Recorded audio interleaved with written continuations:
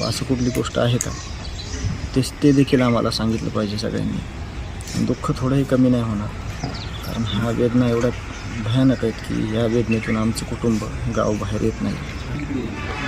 तपासासंदर्भात काय नेमकं भूमिका वाटते?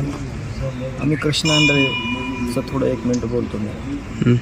ज्या पोलीस अधिकाऱ्याने त्याला मांडी लावून बसवलं, ज्या ऑफिसमध्ये चहा पाणी चालत होतं, जो कृष्णा आंधळे फक्त कागदपत्रावर 2 वर्ष फरार होता, त्याला एवढं अभय जर दिलं नसतं, त्याला शिक्षा दिली असती तर हा गुन्हा कुठंतरी थांबला असता. त्याची सर्वस्वी जबाबदार कोण हे प्रशासनानं आम्हाला सांगायचं. आम्ही नाहीच सांगणार. आम्ही गरीब कुटुंबातून आहे, आम्ही सर्वसाधारण आहे. आम्हाला ह्या प्रश्नांचं उत्तर पाहिजे. याचं कोण जिम्मेदार आहे, ते जिम्मेदार कोण आहे त्याला आम्हाला सगळ्यांना शिक्षा देत बसण्यापेक्षा तुम्ही हे असं का केलं याचं आम्हाला उत्तर पाहिजे. इतकं वाईट तुमच्या घरात भाऊ आहेत, आई आहे, वडील आहेत. तुम्ही बघितलं आहे का दुःख कधी कोणाचं? तुम्ही दुःख बघितलं नाही म्हणून तुम्ही हे इतक्या भूमिका अशा फालतू करू शकलात. त्याच्यावर आमचा इतका रोष आहे.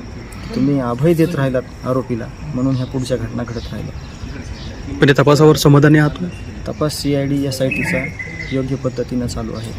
आपण ब्लेम करणारे, आपण दोषी ठरवणारे आपण कोणच नाही. पण घटना घडल्यावरच्या काही गोष्टी अशा आहेत की आरोपींचे 10:30 वाजेपर्यंत मोबाईल चालू होते सगळ्यांचे. कुठलाही मोबाईल ट्रेस नाही केला, कुणालाही शोधायचा प्रयत्न केला नाही, किंवा केला तो बालिशपणे केला. आरोपी गाडी लावतायत, गाडीच्या पाठीमागं पोलीसची गाडी आहे, एकच कर्मचारी आहे गाडीमध्ये, एकच ड्रायव्हर आहे. तुम्ही इतकं सहजासहजी का घेतली ही गोष्ट? गांभीर्य का नाही घेतलं त्या गोष्टीचं? तुम्ही गांभीर्य घ्यायला पाहिजे होतं त्या गोष्टीचं. हे सगळे समोर आले असते, लवकरात लवकर शिक्षा झाली असती. आज शोध होत नाही म्हणून सांगतायत की कुठंतरी महाराष्ट्राबाहेर गेला. हे काय देशमुख कुटुंबियाचा प्रश्न आहे का? हा समाजाचा प्रश्न आहे का? हा कायदा व सुव्यवस्थेचा प्रश्न आहे. जो त्यांनी निर्माण केला आहे त्याची जिम्मेदारी येते. तुम्ही कारण द्यायचं अजिबात कारण नाही कुठलंच.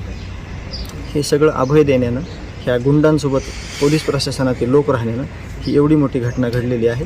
त्याला सर्वस्वी जबाबदार हे प्रशासन आहे. आम्ही हे कागदोपत्रीसुद्धा तुम्हाला सिद्ध करून दाखवू. आमच्याकडे CCTV फुटेज आहेत की त्या गुंडांना इथं ज्यावेळेस 6 तारखेला भांडण झालं तर त्या गुंडांना पोलीस अधिकाऱ्याला बोलून, PSI शिंदे साहेबाला बोलून हे सगळे गुन्हेगार केज पोलीस स्टेशनला पाठवले. आम्हाला वाटलं ह्यांना काहीतरी शिक्षा करतील.